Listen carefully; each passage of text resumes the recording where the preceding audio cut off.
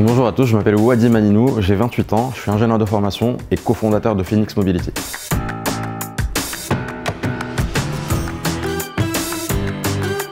Notre innovation chez Phoenix Mobility consiste à développer des kits de conversion standardisés qui permettent de convertir des véhicules thermiques en véhicules 100% électriques. Cette innovation est destinée aujourd'hui aux flottes de véhicules utilitaires utilisés par des collectivités et des entreprises, et puis à terme bien entendu au grand public. Le bénéfice est double, en fait on a un impact écologique d'un côté, on limite les émissions de CO2 liées à la production du véhicule, puisqu'on part d'un véhicule existant, et il y a un impact économique et social, puisqu'on permet de diviser le coût d'accès du véhicule électrique et donc le rendre accessible à tous.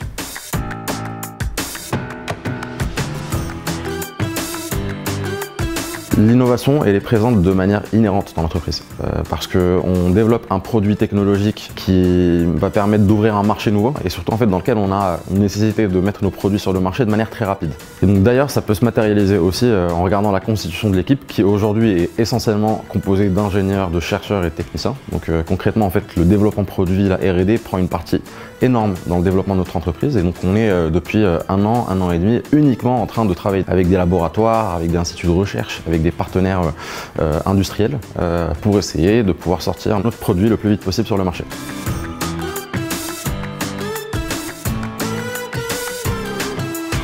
Tout a commencé pour Phoenix Mobility en septembre 2018 lorsqu'on a participé à un Startup Weekend dans le cadre du dispositif Inspire.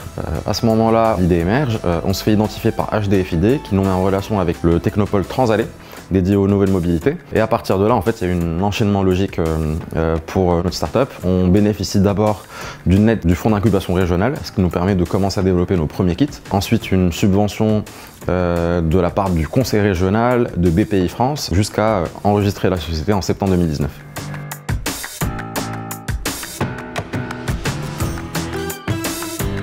Ce que je retiens, c'est que lors de chaque phase structurante du projet, on a pu, depuis 2 ans, bénéficier d'un accompagnement, d'aide, de conseils de la part de la région, que ce soit lors de la phase d'idéation, de prototypage, de R&D.